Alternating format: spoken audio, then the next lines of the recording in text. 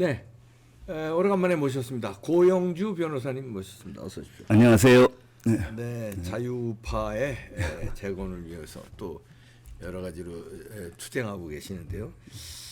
우선 그 문재인의 그때 문재인은 간첩이다 이런 발언을 하신 게 무죄가 됐죠, 무혐의가 됐죠. 예, 저는 문재인은 공산주의자다. 예. 이 사람이 대통령이 되면 예. 대한민국이 적화되는 건 시간 문제다. 예. 그렇게 가지고서는 민사 형사 고소를 당해가지고 이기셨죠, 다. 예. 한 6년 동안 재판을 하다가 6년간을 그 재판하는 게 저도 재판 뭐 몇 번 받아봤습니다만 아주 그 사람 보통 그 곤욕스러운 게 아니거든요. 맞습니다. 더군다나 대통령이 당사자가 되니까 이게 일반 그 법 원칙대로 되는 게 아니고 그렇죠. 그렇더라고요. 예. 저는 뭐 제가 검사 생활할 때는 뭐 대통령이라고 특별 대우를 한 게 없는 것 같은데. 그러게. 예. 그러면 이제 문재인은 간첩인 게 이제 맞는 거 아니에요? 아니 공산주의자인 거는 공산주의자 이제 맞는 그 사실은 이제 맞다고 판정이 된 건데 전에 그 전광훈 목사께서 간첩이라고 그랬는데 그것도 무죄됐습니다. 네. 예. 네. 그래서 이제 그러면 문재인은 간첩이 이제 우리 고영주 변호사가 책을 또 최근에 내놓으신 게 대통령이 된 간첩 그게 나오는데요. 예. 이제 문재인이 간첩이다고 이제 이 책에서 100가지를 주장하셨네요. 예. 간첩이라는 이유를. 그게 그 지난번에 제가 이제 문제됐던 건 공산주의자라고 했는데 그 뒤에 그 2018년도 4월 27일 날 판문점 도보다리에서 문재인이가 김정은이한테 USB를 남겨줬지 않습니까? 그렇죠. 그때 이제 국민들이 그 안에 USB 안에 뭐가 들어있는지 궁금해하는데 문재인이가 밝히지 않고 국민들은 궁금하다는 소리가 높아지니까 그 더불어민주당의 윤건영 의원이 그 문재인 정권 때 국정 상황실장, 국정 기획 상황실장이었는데 그 양반이 뭐라고 그랬냐 그러면은 통일부에 있다 USB 똑같은 것이 통화 그 안에 뭐가 있었는지는 통일부에 물어봐라 이랬거든요. 그런데 그 한변의 구주화 변호사가 통일부에다가 질문을 했습니다. 그 정보 공개 청구했죠. 그런데 이제 공공기관의 정보 공개에 관한 법률 구조 1항 2호에 해당돼서 그거는 비공개 대상이다. 그런데 구조 1항 2호에가 뭐냐면은 국가안전보장, 국방통일 외교에 있어서 중대한 국가 이익이 현저히 침해할 우려가 있는 정보라는 거거든요. 국가 기밀이래요. 아주 그건 이제 국가보안법으로 보면은 중요한 국가기밀이라는 뜻이거든요. 그렇죠. 그러면 이제 국가보안법 4조 1항 2호에 이제 그 간첩죄에 해당이 돼서 이제 저희가 작년 9월 25일 날 문재인을 간첩죄로 처벌하라고 신문에 광고를 냈습니다. 조선중앙동화 문화 네 군데에다가 사설면 하단에 5단 광고를 냈었는데 그러니까 이제 그 우리 그 당원이기도 하고 저자이기도 한 장영관 씨가 찾아왔더라고요. 그 전에 그 문재인의 정체라는 책을 써서 제가 감수를 해가지고 그때 책을 펴낸 적이 있는데 공산주의자라고 하고서는 책을 정리해놓고 보니까 단순한 공산주의자 같으면 이렇게는 못한다. 이거는 간첩이다. 이거는 간첩인 것 같다. 그래가지고 간첩이라는 자료를 쭉 정리를 하다 보니까 그래도 그 말을 밖으로 꺼내기가 너무 이제 겁이 났는데 제가 이제 그 신문 광고로 간첩죄로 처벌을 하고 그렇게 광고를 냈더니 그걸 보고 이게 지금 그 생각을 같이 하는 사람이 있구나 해가지고 찾아와서 같이 책을 내신 거예요? 그래서 책을 내게 됐습니다. 여기서 이제 100가지 이유를 여러분들 관심 있으신 분들 책을 좀 구매해 주시고 이게 벌써 예매가 됐는데 벌써 3위로까지 올라갔습니다. 상당한 반향을 일으키고 있는데요. 관심 가져주시고요. 그게 이제 그 7장에 이제 100가지 이유를 요약 정리를 했고 1장부터 6장까지는 그 내용을 구체적으로 자세히 설명하는 내용으로 되어 있습니다. 네, 그러군요. 그리고 이 사람이 뭐 그 저희가 그냥 말로만 그러는 게 아니라 저기 간첩이라는 확신을 가지고 금년 1월 5일에 경남도 경찰청에 문재인이를 간첩죄로 처벌해 달라고 고발을 하셨어요. 고발장을 냈습니다. 문재인 간첩죄로 그러면 이게 고발장 내는 게 상당한 의미가 있는 게 고발장을 냈는데 상대가 무고로 이제 칠 수도 있어요. 그만큼 간첩죄에 해당하는 게 확실하니까 변호사님께서 이렇게 고발장을 내신 거겠죠. 맞습니다. 그냥 아무나 간첩이라고 할 수 있나요? 그러면 무고가 돼요. 글쎄 말입니다. 잘못하면 변호사님이 크게 다치는데 무고가 되지 않을 만큼 확실한 논거가 있으시니까 고발장을 내셨겠죠.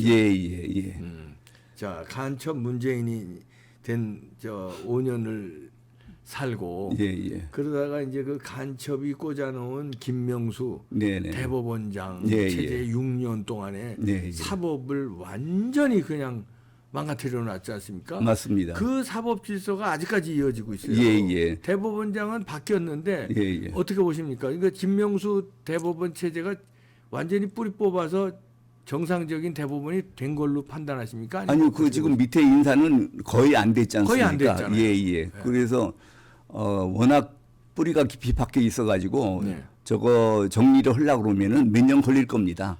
몇 년 걸리다 보면 윤석열 정부 이거 임기 말 되는데. 맞습니다. 아니 그거 몇 년씩이나 걸려야 됩니까? 빨리빨리 못 합니까? 그러니까 지금 좌파 정권에서는 좌익 정권에서는 그냥 뭐 법이라든지 관행이라든지 무시하고 막 해치우는데. 우리도 그렇게 해야죠. 그러면. 그렇게 해야 되는데 이제 잘못하면은 또 나중에 뭐 직권남용이라든지 이런 책임을 질까봐 좀 주저를 하는 것 같습니다. 법원 인사가 보통 1월, 2월에 있잖아요. 그럼 이번에 그 법원 인사 철에 그러니까 문제가 김명수 체제에 문제가 있던 그 법원 내 그 주요 요직들 이번에 갈아치우면 되는 거 아닙니까? 갈아치워야죠. 그런데 이제 이게 지금 법원장들을 선거에 의해서 법원장을 선출하도록 했다든지 또 고등법원 부장판사로 승진하는 제도를 없앴다든지 막 제도를 이렇게 뒤죽박죽 해놔가지고 그거를 이제 이를테면은 우파라기보다도 좌익이 아닌 판사를 선정해서 그 자리에 놓는 것도 중요하지만 이 제도를 다시 이제 바꿔놔야 되는 지금 재판이 얼마나 지금 지연되고 있습니까? 어저께 신문 보니까 무슨 일주일에 3건 이상 떼지 않기로 판사들이 작당을 했다고 그래요. 이게 무슨 이런 판사가 어디가 있습니까, 세상에. 참 큰일 났네요. 그래가지고 어떤 분이 열심히 일주일에 6건을 뗐더니 당신이 그러면 우리는 어떡하란 말이냐. 그러고서 욕을 얻어먹어서 그 다음에 3건으로 줄였다고 그러더라고요. 지금 법원이 지금 그렇게 망가져 있기 때문에 저 정신 상태를 바로 잡으려면은 시간이 많이 걸릴 겁니다. 어떻게 인사해서 싹 날려서 정신 차리게 방법이 없나요? 그것도 이제 보충하기가 그렇게 쉽지가 않지 않습니까? 보충할 사람이 없어요, 그렇게? 아니요, 이제 뭐 찾아보면 있겠죠. 그런데 대개 그 안에서 정리를 하려고 그러지. 좌파들은 자기네들 탱크가 있잖아요. 저기 뭐 민변이라든지 우리법연구회 또 국제인권법 연구회 이런 게 있는데 우파들은 그런 조직이 없잖아요. 없나요? 없죠, 우파들은. 그러니까 어디서 저걸 찾아야 될지 저 사람이 어떤 사람인지 성향을 알기가 어려울 겁니다. 이게 간단한 일이 아니구만요. 그렇죠. 간단한 일이 아니죠. 바뀌면 뭔가 좀 사법 질서가 장 일사천리로 좀 될 줄 기대하고 있었는데. 그런데 사법부는 사법부 독립이 사실은 자유민주 체제에서 아주 중요한 그 상권 분립의 원칙 아닙니까? 아니 근데 대법원장이 바뀌면 그 신임 대법원장 조희대 대법원장 체제에서 싹 정상화 될 줄 알았는데 이게 안 되니까. 글쎄 말입니다. 그런데 이제 지난번 같은 경우는 자기네들이 이제 자기네들한테 믿게 보이는 사람들을 막 구속하고 뭐 그런 식으로 해서 정리를 해냈지 않습니까? 그런데 지금 이게 아직도 검찰이나 이를테면은 대통령실이 정신을 못 차렸는지 이제 그렇게 하기를 굉장히 꺼려하고 있거든요. 대법관들 중에서도 쉽게 말씀드려가지고 선거사범 재판을 뭐 2년씩 3년씩 끌은 사람들이 그러게요. 많지 않습니까? 네. 그러면은 그거는 자기네들은 훈시 규정이라 괜찮다고 그러지만 그건 말이 안 되는 얘기죠. 네. 아무리 훈시 규정이라도 훈시 규정이 아니에요. 하여야만 한다. 그런데 자기네들이 그걸 훈시 규정이라고 해석을 해버렸습니다. 해석을 지들이 그렇게 하는 거지. 아무리 훈시 규정으로 해석을 하더라도 네. 그거를 6달 이내에 끝내야 되는 걸 갖다가 2년씩 3년씩 끄는 거는 정말 명백하게 직무를 위기한다라는 그 인식이 있는 거거든요. 그러니까 그거는 처벌을 해야 되는데 그걸 지난번에 이제 우리 그 애국단체들이 고발장을 냈더니 네. 검찰에서 그걸 불기소를 해버렸어요. 훈시 규정이라고 그래가지고. 검찰이 왜 그러죠? 그러니까 지금 검찰이고 법원이고 다 지금 워낙 그 문재인 때 그거를 다 흔들어 놔가지고 그걸 바로잡기가 쉽지가 않은 것 같습니다. 아니 강규태 부장판사가 예. 이재명의 그 공직선거법 위반 그거를 지금 변호사님 말씀하신 대로 1심에서 6개월, 예. 2심에서 3개월, 3심 3개월, 1년 안에 3심까지 다 끝내도록 예. 이 선거법에 규정돼 있는데 예. 이거를 1심도 1년을 넘어서 400 몇십 일을 끌다가 예. 자기가 사표를 내버렸어요. 이제 끌다가 이제 또 다시 시작해. 다시 시작하려면 이건 총선 뒤로 이제 물 건너 간 건데. 글쎄요. 지금 완전히 강규태 판사 어떻게 보십니까? 이 사람? 아니 그 명백한 직무유기죠. 그거는 사실은 고발 들어갔습니다. 예. 말씀하신 대로 저기 검찰에서 저런 걸 가만히 두면 안 되는데 지금 그 검찰이고 법원이고 정권이 어떻게 될지 모른다고 생각을 하는 것 같습니다. 그러니까 정권이 바뀌면은 이 다음에 보복을 받지 않을까 해가지고 다들 그 소신 발휘를 못하는 것 같습니다. 네네. 그 법원은 이제 김명수가 그렇게 해놨는데, 예. 자 검찰은 윤석열 이거 검찰은 행정부 아니에요. 사법부가 아니잖아요. 예. 그러면 윤석열 대통령이 들어와서 네네. 한동훈 법무부 장관 시절에 예. 많은 인사가 이루어졌어요. 예. 그랬는데도 지금 검찰이 안 움직인다는 겁니까? 지금 그 우리 자유우파 애국국민들이 네. 바라는 만큼 움직여지질 않지 않습니까? 네. 제일 문제가 모든 거의 원흉이 문재인 아닙니까? 네. 지금 문재인에 대해서는 저희 뭐 소환 조사 생각도 안 하지 않습니까? 네. 지난번에 무슨 감사원인가 어딘가에서 하려고 그러니까 뭐 무엄하다고 할 정도로 그렇게 이제 그 기가 살아 있는데 그 다른 거는 뭐 말할 것도 없죠 뭐. 예. 그러면 지금 요즘에 좀 이상한 게요. 네네. 왜 윤석열 대통령이 검찰 출신이고 예. 누구보다도 검찰 조직에 대해서 잘 알 텐데 자기가 대통령이 됐으면 예. 검찰 조직을 잘 저기 해가지고 이재명, 문재인, 철이 이 똑부러지게 할 텐데 그리고 법무부 장관이 한동훈이었고 예. 그런데 왜 수사한다는 소리는 들리는데 이것저것 뭐 대장동이다 뭐다 근데 뭔가 똑부러지게 조무래기들은 구속을 시켰는데 문재인, 이재명 이런 사람도 구속이 안 되고 있잖아요. 조무래기들도 뭐 다 구속 안 됐죠. 뭐 박수원이라든지 뭐 정리가 하나도 안 되고 있지 않습니까? 근데 이거 왜 그럼 검찰조차 그럼 윤석열 대통령이 장악을 못했다는 건가요? 어떻게 되는 거예요? 그럼 뭐 그거는 윤석열 대통령의 뜻이라고 봐야 되겠죠. 예. 네. 그런데 그럼 윤석열 대통령의 뜻이라고 보면은 그러면 우리가 섭섭한데 예. 김건희 여사에 대한 그 수사 있잖아요. 도이치모터스 그거를 지금 윤석열 정권에 들어와서도 검찰이 수사 종결을 안 해요. 종결을 해야 무혐의로 종결을 해야 쟤네들이 그 빌미가 없어지거든요. 쟤네들은 뭐라 그러냐면요.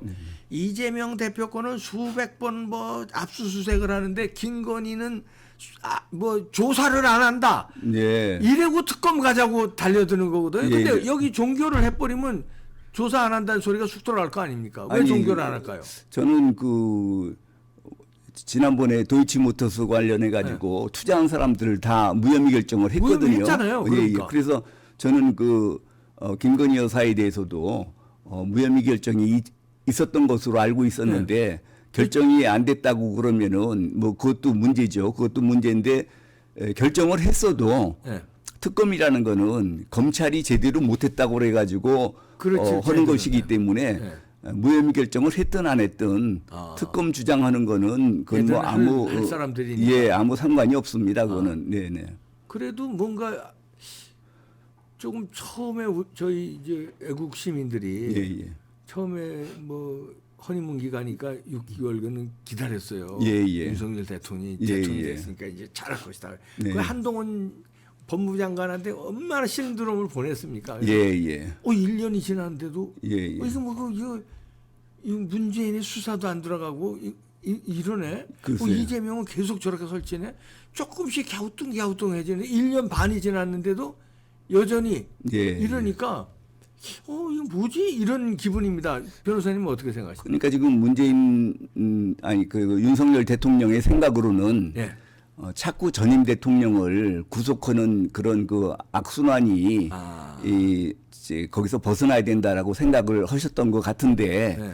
그런데 그 제때 공격을 못하면은 그 다음에 공격을 받게 돼 있거든요. 되치기 공격. 예, 예. 지금 당하고 있어요. 예, 예. 그러니까 지금 그때 제대로 그 적절한 조치를 못하는 바람에 얼마나 지금 난처한 입장에 처해 있습니까? 그 김건희 쌍특검으로 예, 난처한 예. 입장이 처했잖아요. 예, 예, 예. 그래서 이게 그 사법 처리를 할 때 그렇게 여러 가지를 고려하면 안 된다. 예. 죄가 있으면은 그냥 뭐 딴 거 생각하지 말고 그 법대로 처리를 하는 것이 제일 좋다. 제 생각은 그렇습니다. 그렇죠. 예, 예. 아니 그렇게 할 줄 알고 국민들이 예, 예. 윤석열 신드롬을 일으킨 거거든요. 예, 예. 법대로 해달라. 예, 예. 그거거든요. 맞습니다. 근데 이게 법대로 안 하고 정치적인 뭔가 이렇게 이해관계라고 그럴까, 정치적인 눈치라고 그럴까 이런 게 예, 예.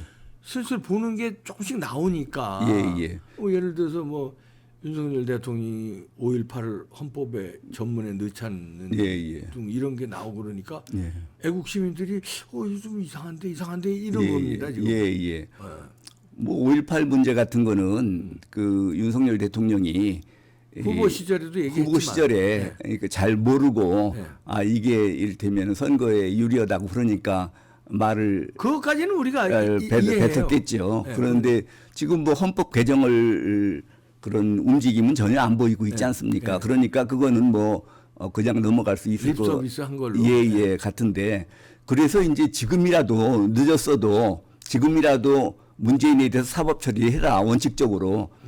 그래서 저희가 지금 문재인을 1월 5일에 간첩죄로 고발장을 냈고 또 이번 그 대통령이 된 간첩 이거를 문재인 5년과 문재인의 행적에 대해서 이만큼 자세하고 정확하게 정리된 자료는 없을 겁니다. 그래서 그 문재인을 지금이라도 처벌해야 국가기강이 바로잡힌다. 그거를 저희가 강조하기 위해서 책도 펴내고 고발장도 내고 그렇게 했습니다. 네. 하여튼 의미 있는 고발과 의미 있는 책이 나왔으니까 여러분들 많은 관심 가져주시기 바랍니다. 고영주 변호사님이셨습니다. 감사합니다. 네.